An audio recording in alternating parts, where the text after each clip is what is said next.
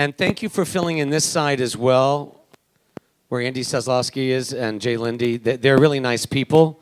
It's empty over there. Come on in, everyone.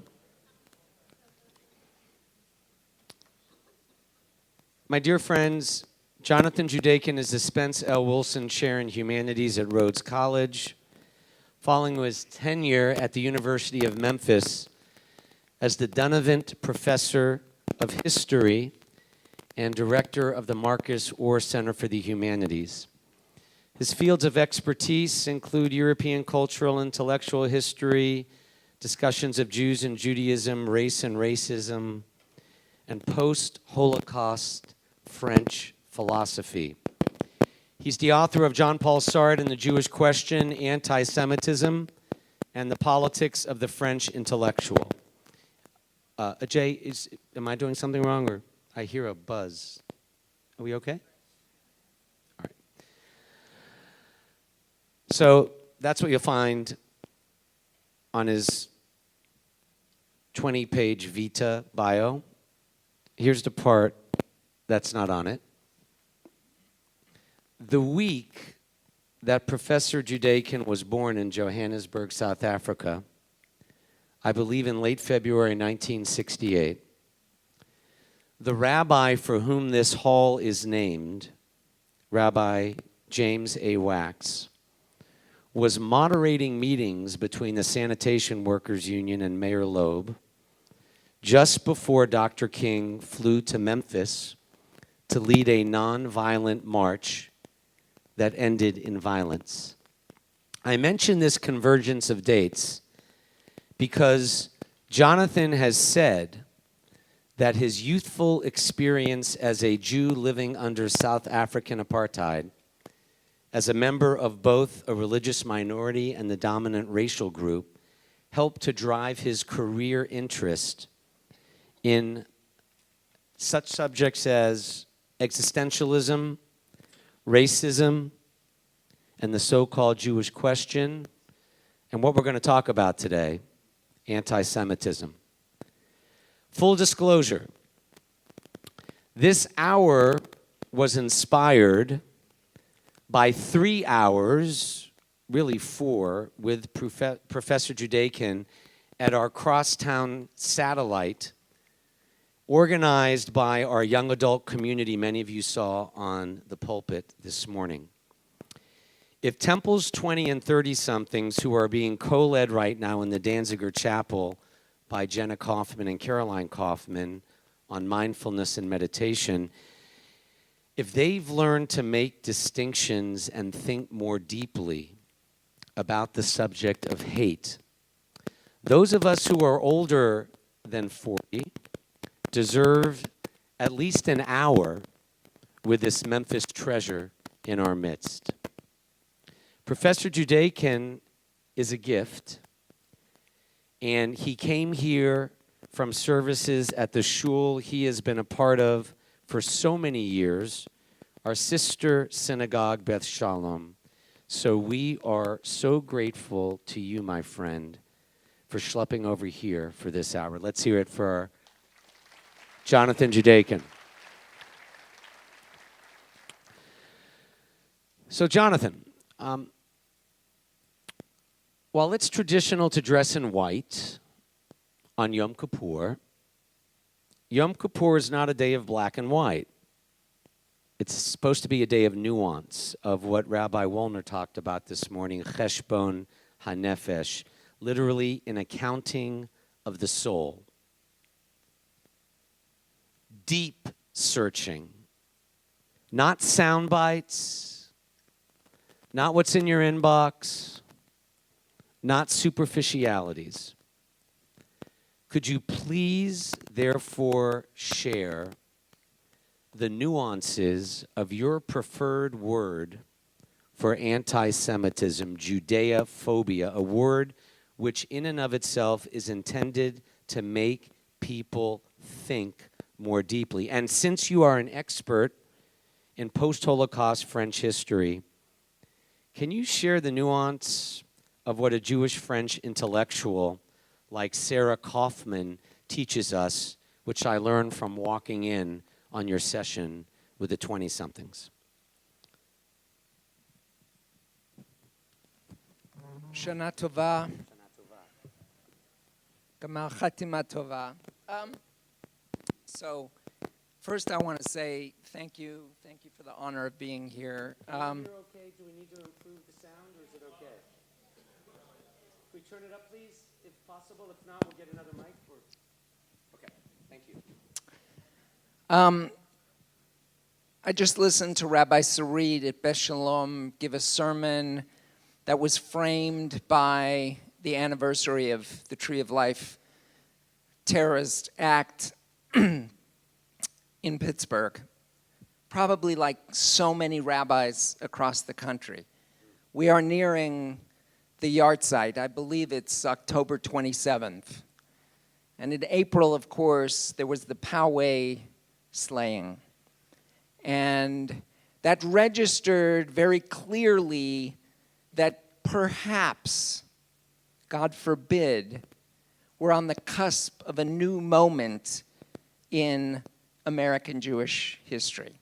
And I remember being in bed, sick as a dog, on Shabbat morning, just about a year ago, when all of a sudden my phone started pinging a lot with people sending me well wishes and saying that they were sorry for what had happened, most often non-Jewish colleagues and friends, for what had happened in Pittsburgh. And I remember writing, like immediately sort of feeling that I needed to write something about it, and posted a long post on Facebook. And I knew that Chaplain Beatrix from Rhodes College wanted to respond to the event, and that post ended up being changed into an op-ed that was published in the Commercial Appeal.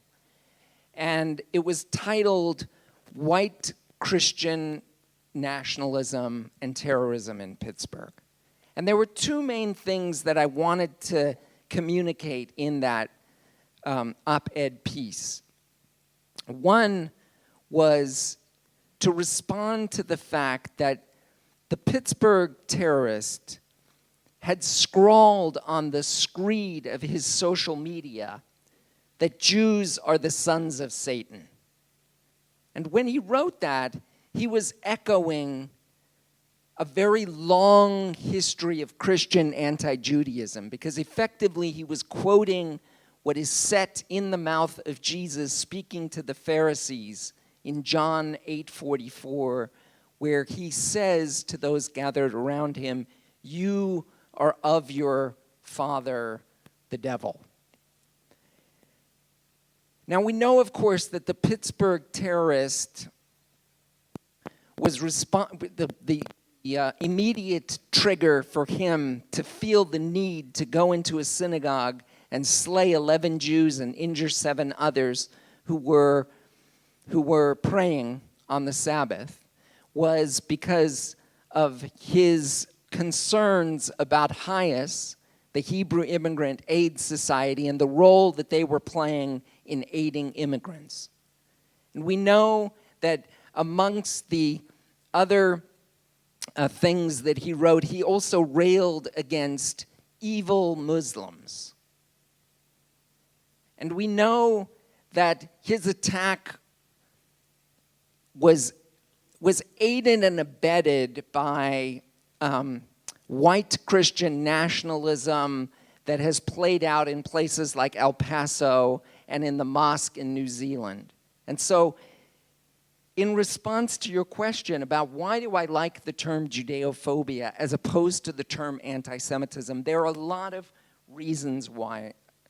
But one of them has to do with the fact, and the most important reason has to do with the fact, first, that Judeophobia doesn't roll off our mouths so easily the way anti-Semitism does. And so when we use a word that is a little bit difficult for us, it makes us think. And what ought we to be thinking about? Well, part of what I've been trying to suggest that is important in our thinking about Judeophobia is the ways in which it is linked with Islamophobia and xenophobia and negrophobia and homophobia. We have to figure out ways to think about these things being entangled together, because 1 year after Pittsburgh, it should be clear to everyone sitting in this room that these things are entangled. The problem with the word anti-Semitism is also that it's one word that's used to name many different things. When we use the word anti-Semitism, we use it to refer to stereotypes, that is, enduring myths about Jews and Judaism.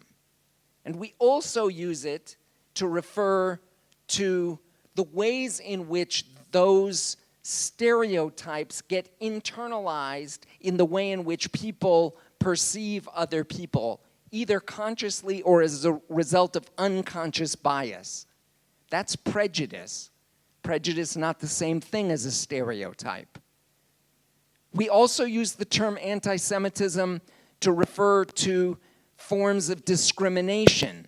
That is, when people believe that their prejudices ought to form the basis for either social or legal mechanisms of exclusion and inclusion in institutions in our society and social life. Discrimination, not the same as prejudice and stereotypes. We use it to refer to racism. We use it to refer as well to genocide. And I think it's actually really important to have some nuance such that when someone repeats or echoes or states a stereotype about Jews, it doesn't mean that they're on the path to genocide. I think it's important for us to learn from the gay rights movement and the ways in which we have developed in a very short period of time a very broad vocabulary for naming different aspects of sexual desire and gender identity. We don't only have one word. All of us, we know the words, of course, homosexual and gay and queer, and those are general terms. But we're also familiar with terms like trans and bisexual, asexual, pansexual. There's a vast vocabulary that's at work, and to me, when there is a richer vocabulary, it's indicative of the fact that we're ready to have a more mature and sophisticated conversation. That is what is lacking when we only use one word, anti-Semitism, to name everything. So you mentioned Sarah Kaufman. Yes, please. So Sarah Kaufman is a Holocaust survivor. She's a philosopher, and she wrote a very, very short memoir about her experience as a child in hiding in France. And she tells the story of this woman who's, she tells her own story of her father, who was a rabbi, who was deported to Auschwitz and died horrifically, and then of having been hidden by a French woman who she refers to in the text as Meme. And Meme clearly points out to her,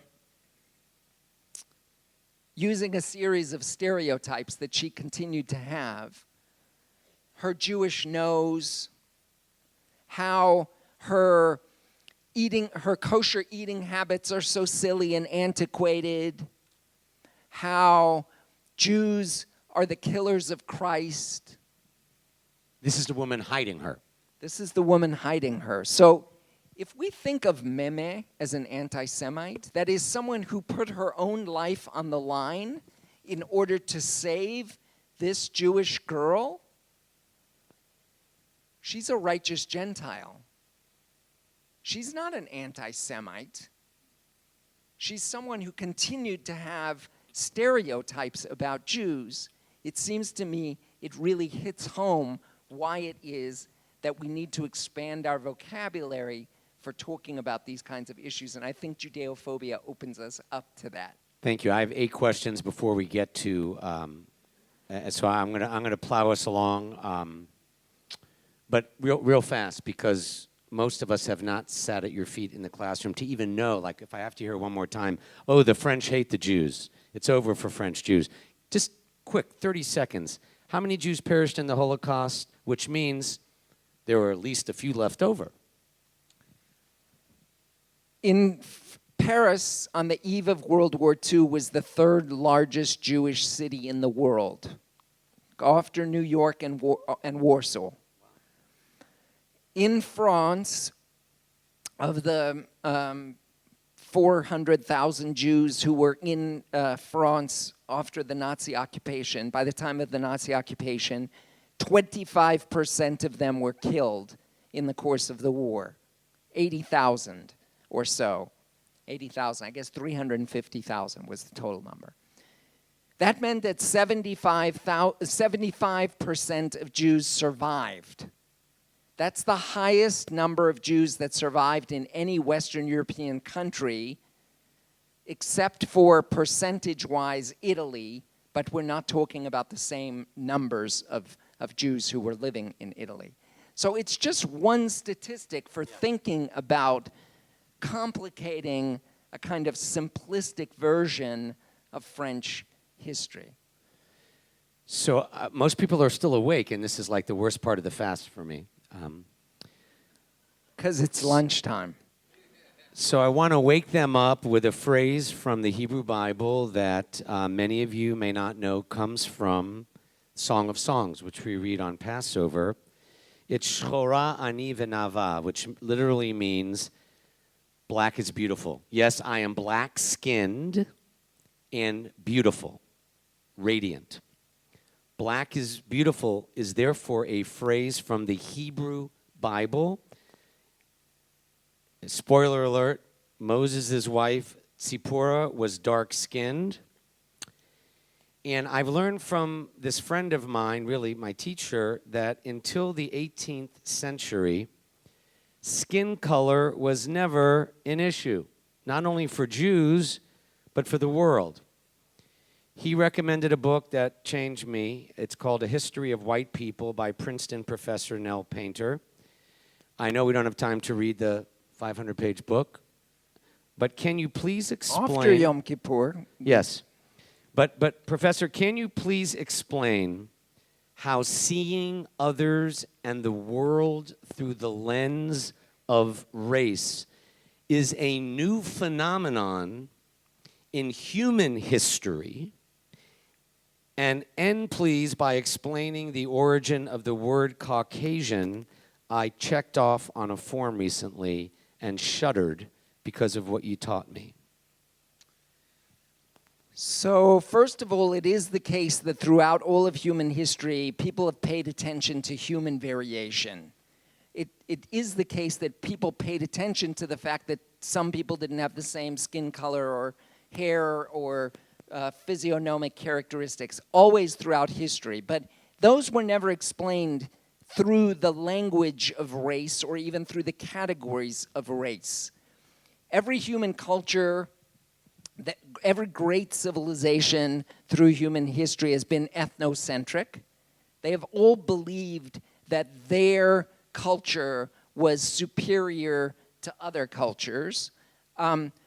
Human variation in the ancient world was largely understood through the understanding of place, that is, environment and climate, which is closer to the reality of what conditions why people's bodies look differently as a result of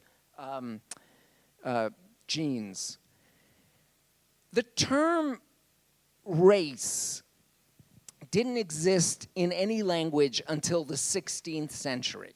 It comes from the Spanish, la raza.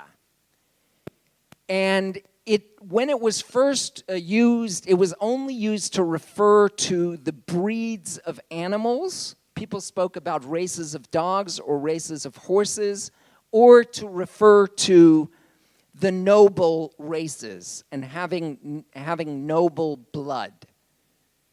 16th century, just for like non-historians to put this into some perspective. Let me give you a date, okay? 1492. That's the year Columbus sails the ocean blue. It begins the process of European colonization and conquest. It's on the cusp of the 16th century, which is when the slave trade, meaning the trade primarily focused on slavery coming out of Africa, begins to really take off, okay? It's also a context in which there has just followed the Spanish Inquisition, which targeted, of course, not only Jews but also Muslims in the creation of a unified Spain. A set of laws for those Jews who converted to Christianity, the conversos, that they had to establish limpieza de sangre. They were blood purity laws, and you had to have a genealogy that showed that you were 7 generations removed from any Jewish blood. That's the sort of convergence of things that are going on around the time the term race is first being used. The first time that it's used in a modern sense is by a French writer and traveler named François Bernier in 1684. And he writes this piece in which he says, I can account for all of human variation. It can be explained in terms of this word, race. There are, he goes on to say, 4 or 5 races that make up the divisions of the world, and he begins to ascribe certain, he defines them in terms of color and body type, and ascribes a set of characteristics of the people who go along with that. And that term in the 18th century is picked up by pivotal figures, naturalists and anthropologists, the same people who developed the very language of the categories of biological classification. Like, what's the difference between a genus and a species? And there's a debate in the 18th century. Is species the same thing as race? Or are there subspecies to the human species that we can call races? And by 1795... Is that Blumenbach? Yes, by 1795, Johann Blumenbach picks up this conversation that's been going on through the 18th century, and he effectively... it's him that sort of agrees there are these divisions within the human species, and they can be accorded in terms of different body types. And he also coins the term Caucasian. And he does so by doing what naturalists and anthropologists and science were just beginning to do. He has a collection of skulls that he is looking at. And he believed that the most pristine and beautiful of those skulls was one that he had gotten from the Caucasus, those white mountains in Russia. And so he argues in his system of racial classification that it is Caucasians who are at the top of this hierarchy of different racial groups that he then goes on to itemize. And over the course of the 19th century, with the development of racial science, this gets developed by scores and scores of other thinkers. At the same time that Western Europe and Central Europe is being divided up into nations for the first time. And so by the end of the 19th century, the language of race and of nation and of civilization and of culture, these were all terms that were used completely interchangeably by people everywhere. It had literally become the spectacles through which Europeans and Americans had come to see and perceive others. In terms of essential differences between these different groups.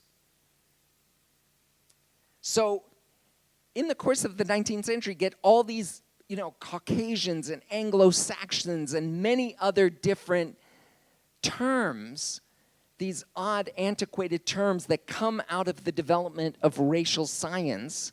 Which is bunk science. We have scientists here. So phenotypically, 99% the same, but the whole world started to see each other through that 1% that you held up. So let's go to downtown Memphis. National Civil Rights Museum, Central Barbecue. Thinking about food. Even if you don't eat barbecue, I don't eat trafe, but I love the smell.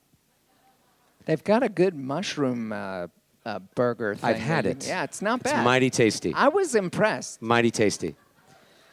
Around the corner, most people in this room may not have walked to one of the great things that we got done. If you ask most historians, after the Civil War, during this period of Reconstruction, post-1865 to 1877, what was one of the most cataclysmic, pivotal events? And most would say it was the Memphis race riots of 1866. So, Chicago, Washington, 9 people are killed. It's called a massacre. In Memphis, after the Civil War, over 40 black people are killed, murdered. Dozens of women are raped. Hundreds were wounded, leading to testimony. And if you go to that corner, around the corner from Central Park, Central Barbecue, we had a national landmark erected when I was on the board of the NAACP. We've renamed it what it was. It wasn't a race riot. It was a massacre. But when I studied with you and our Connect TI group, you brought up something I never thought about. Who did it? Now, most of us would say, again, without nuance, without really deep understanding of history, oh, the WASPs did it. White people. This was the night that you talked about whiteness. So could you tell everyone what race committed that atrocity? And when did Jews become white? I thought we were always white until I learned with you. So who did that down there? And tell us about that. I just heard Steve Stern at a lecture talk about the pinch, and we get wistful about our old Jewish neighborhoods, and he talked about the Irish and the Italian. And we lumped them together as if they just came here white. Is my question clear? Oh, it's completely clear. So that pinch neighborhood, that's really important. Catholics who came to America, Italians and Irish, didn't come here as white. Anti-Catholic sentiment in the 19th century, especially in the South, was much stronger than anti-Jewish sentiment. So one thing we have to think of, we'll talk more about this, I'm sure. In the course of the Memphis massacre, white people did it. White people did it. Some of those the people on the front lines of engaging in a lot of the murder and rape were Irish. And when the Irish came to America, there were a lot of stereotypes, caricatures in the newspaper a discourse about them that effectively characterized them in very similar terms to the ways in which African Americans were characterized. They also tended to live in very poor neighborhoods, oftentimes alongside other African Americans. And part of the process of their becoming fully American was to engage in a bargain with the devil, in which they are integrated into the Democratic Party, and they're integrated into voting and white citizenship. Democrats needed a base because Lincoln and the Republicans defeated slavery, so this was their passport. This was their passport. And part of the ways in which that has worked historically in America is through adopting the mores and norms of the dominant culture of whiteness in America, which has been defined through anti-black racism. And the ways in which this played out in Memphis was the largest massacre of blacks. You mentioned all the murders, but they also wiped out every single black institution that had been built, schools and businesses, in the immediate moment of freedom in the post-war era. So it was clear in part what was animated by this. The story of Jews and whiteness is complicated. I learned some nuances about that story by participating also in a workshop this summer on Jews in the South that I had the pleasure to attend. I'm not a scholar of American or of Southern history, so it was amazing for me to sit for 2 weeks with 25 other scholars and some of the leading scholars of Southern Jewish history and learn more about this experience. 3 minutes, what did you learn? Test. What I learned was Jews came to America and were largely adopted immediately into the norms of whiteness. They suffered from certain prejudices. You remember my distinctions. There were stereotypes and prejudices about Jews. Sometimes these manifested in the form of discrimination, about quotas having to do with attendance at Ivy League schools, or about whether or not you could go and stay in a hotel or not. And in moments of crisis in American history, their whiteness was provisional. So in the era from 1880 to 1924, when there's a massive immigration of Jews into the United States coming from Eastern Europe, their whiteness becomes provisional in that moment. And Jews become fully, and Ashkenazi Jews become fully and completely integrated into whiteness as a post-Holocaust phenomenon in America. Uh-oh, I just realized I've only got 17. We're going to go over time, it's a spoiler alert. But I want to make a statement and agree or disagree with me. For the statement? Should I just start answering questions in like 30-second bites? No, you're doing great. It's just, I want to ask you, when it comes to the spewing of bigotry, whether the language is anti-immigrant, anti-Israel, anti-Jew, anti-Muslim, anti-Mexican, would you agree or disagree that the hatred is the same, it's just the target that's different?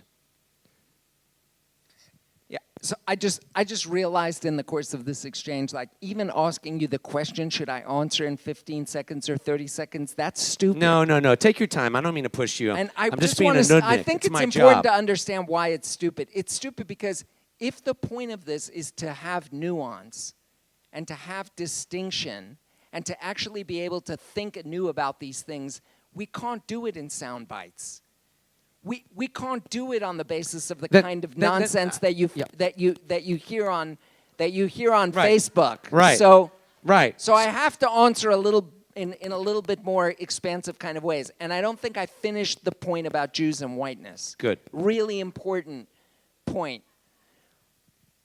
It's a cheshbon hanefesh. It's an accounting of the soul that we are engaged in at this time. So part of that is about worrying about the ways in which the climate outside of our synagogue has changed, the violence aimed at Jews in America today. But another aspect of it has to do with taking responsibility in a clear way about where we are today as Jews in America and in Europe. And whiteness doesn't mean the color of your skin. Nobody is actually white, just like nobody's really black. The discussions about whiteness are about power. They're about structural issues having to do with who has access, who controls the levers of power in a culture. And we as Jews have got to own up to our relationship to whiteness. That's a really important point, that race itself is a social construct. That if people leave here thinking that race is scientifically, it comes back to the issue that you're saying, the power within society. So what do we need to understand as an American Jewish community? Right. So the point is, like, we've mapped the human genome, and we know that the notion of race doesn't have any biological basis. But we also know we are Americans. And we know that if we know anything about American history, we know that race has always been a defining aspect of what it is to be an American. This is a country founded not only on the ideals of liberty and equality and the pursuit of happiness, on constitutionalism and on freedom, but a country founded on slavery, built on the backs of those who have been oppressed in this country in the name of race. If that's controversial for you, I don't know what to even say about that.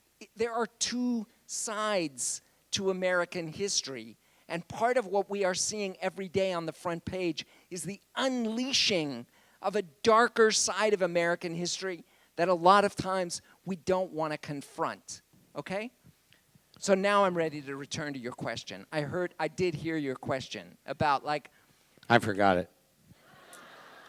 You asked a question about whether or not all forms of hatred... Oh, right. Ultimately is the hatred the same, but just the target's different if I'm anti-Jewish, anti-Muslim, anti-Israel, anti-that? Yeah. So I'll try and be a little bit briefer than maybe I've been in some of my other answers. I'll say I'll answer in two ways. We read today during the Torah reading on Yom Kippur the very specific instructions that are given to enact the ritual of purification. In other words, we read about the scapegoat. It's where that term comes from. And one way to understand racism is it's a scapegoat. If you read the Torah text itself, it talks about a ritual of purification that is a response to issues, not only the sins that people have committed, but the inequities, at least in my English translation, the inequities that exist within a culture, the wrongs, the harms, the fears. We could multiply the language around sin, and we get a sense of understanding that scapegoats are oftentimes those who are being labeled and marked through a process of projection by people who are experiencing fear, who are responding to iniquity, who are attempting to rectify what they see as the sins in the culture. So yes, in some ways, it's all the same. In my own work, I've been trying to talk a lot about the idea of entanglement. All of our stories are entangled. That was what was so beautiful about the panel that we just heard about Jewish identity. Right. Our stories here at Temple Israel are all entangled. We're not aware of it even within our own synagogue. People met that for the first time last hour. Right. Many here who didn't come may not know the story of Jacques Osmo or others. Our stories aren't only entangled at Temple. The stories between whites and blacks in Memphis are entangled stories. And so, when I talk about entanglement when it comes to the issues of racism, this is what I mean. The Tree of Life Synagogue was the worst incident in the history of Jews living in America since colonial times. That's really important to bear in mind. And it's important to bear in mind because part of what we have to understand is why has America been a golden Medina for Jews? Maybe the most extraordinary country anywhere in the world for Jews. And even more so in the South. Jews suffered less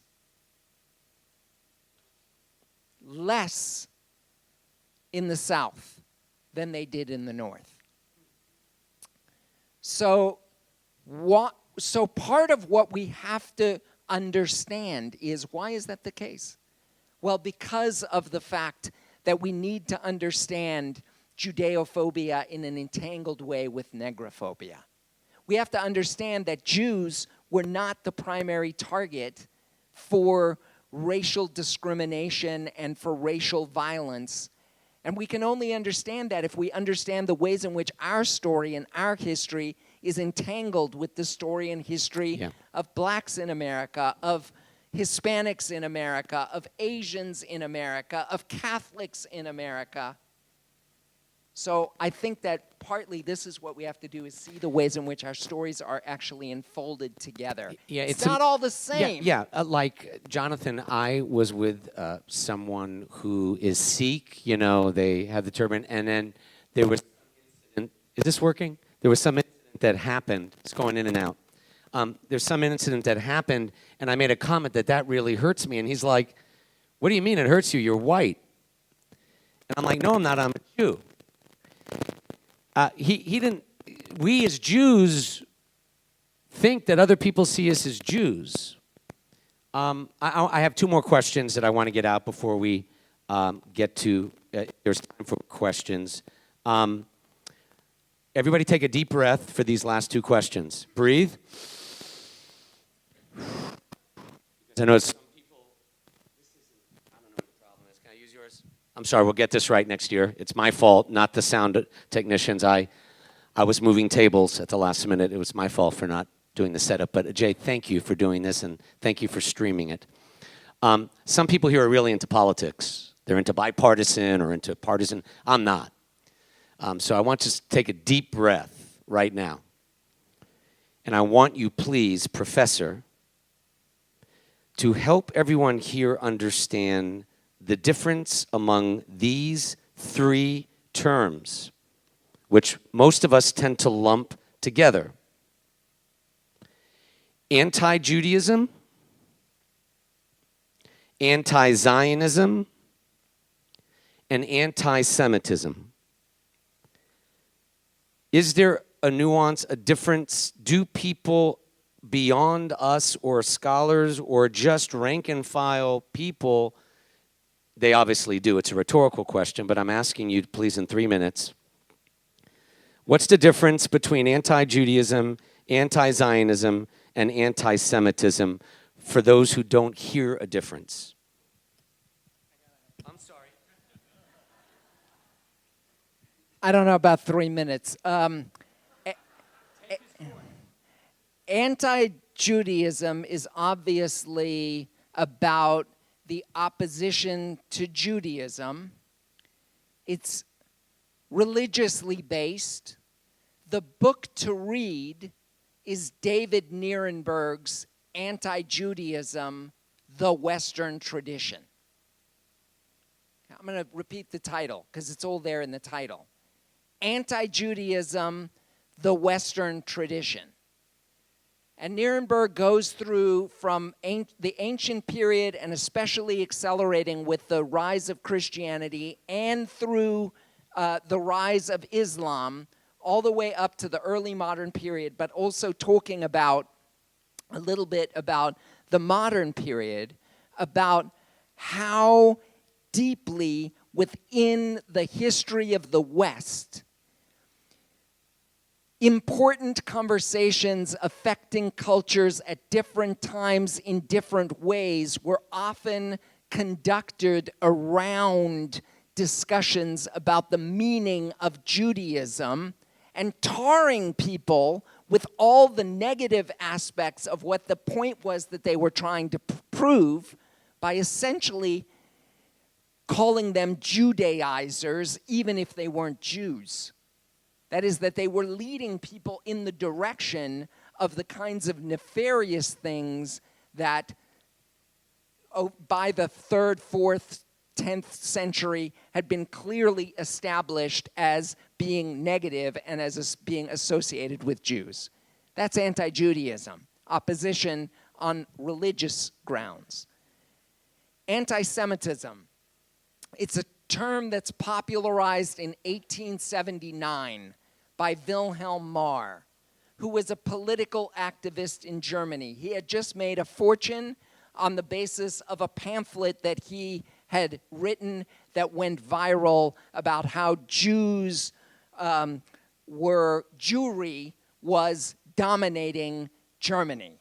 And on the basis of the profits that he made, he formed a political party called the Antisemitenliga, the Anti-Semites League. Marr was picking up on that, this term, this opposition between Aryans and Semites, between this whole scientific discussion that had gone through the course of the 19th century. And he was arguing explicitly that he was not in favor of religious opposition to Jews. His was a racial opposition to Jews. It was rational. It was based in the essential differences between Jewry and Germans and other nations, okay? So anti-Semitism, when we use that term, it's about a political program based on a specific racial understanding. And for me, that term is appropriately used when we talk about the period from the 1880s. He popularizes the term in 1879, from the 1880s to 1945, to the Nazi period, okay? Anti-Zionism. This is obviously about the opposition to Zionism and to the state of Israel. It doesn't only mean one thing, it has changed over the course of time. I'm sure that, if you aren't aware, you should know that the majority of Jews before the Holocaust were anti-Zionist. It was a minority position, a distinct minority position to be Zionist before the Holocaust and before the rise of the State of Israel. And for many Jews, that was because they thought of territorialism as being something that might just be bad for the Jewish soul, okay? Anti-Zionism has also changed over the course of time. One of the problems with anti-Zionism as an ideology is it has so little idea of what Zionism is. If we could at least talk about Zionisms, if people were at least anti-Zionisms, right? If they knew the differences between political Zionism and cultural Zionism and religious Zionism and Jabotinsky-inspired revisionist Zionism and diaspora Zionism, we could at least have a conversation. Vocabulary matters to these conversations. And today, anti-Zionism, for many people, is basically shorthand for an opposition to the Zionism that they see as being a colonial, racist undertaking in the area of Palestine. So that at least is 3 terms. I have one more question, and then I see Laura Linder and others. We have to be on the Bima at 2:30 for our music hour. So this is my final question, and then they're all yours. Stay as long as you want, but what's going to happen after this, 2:30 will be in the main sanctuary. 3:30, the Micah panel will continue here as well as everything else. 4:30 is So this is my last question. Everybody take a deep breath. Okay. Because retrospectively, I've had a rude awakening we had on the Bima over 100, I didn't count, but somebody told me they couldn't believe that picture of all the young adults in Memphis now, and we have about 200. You taught about 50 of them over the course of your 3 weeks. These adults under the age of 40 who have no consciousness of the Shoah, no consciousness of the Holocaust, care deeply about their Judaism. They're staying all day here. They're in the Danziger Chapel while we're in here. They care deeply about moral and ethical issues, including Jewish ones. What are people like me and others who flatly condemn BDS, boycott, divest, sanction Israel, as evil, what are we still missing in not listening or understanding what younger generations of Jews are saying? Not about BDS, but about Israel's military occupation of the West Bank, about the two-state solution. There is a generational divide. I have people my age, 50s and older, saying, why can't you get more kids involved? And they're involved. They care about Judaism. They're here all day. They were on the Bima this morning. What are we missing? And you, professor, who teach this generation, what have you learned? I'll be quiet, and hopefully you have an answer to share to help those of us 50 and older understand the wrestling that's going on and how just being anti-BDS, which I am, but the analogous language of BDS, explain that. The analogous language is speaking to some of these kids who still love Israel. They've been to Birthright 3 times. They've been there. Well, can you help us understand on this day of deep thinking?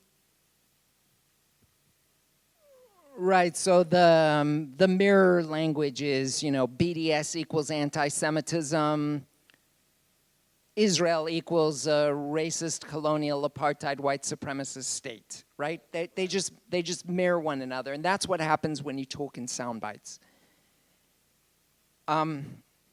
So very quickly on BDS. BDS has 3 goals. They're clearly stated goals. 1, to end the occupation and colonization of all Arab lands. I'm quoting directly from BDS material here. 2, to make sure that all Palestinians are legally equal citizens of the state of Israel. 3, to give all Palestinians the right of return. On the surface,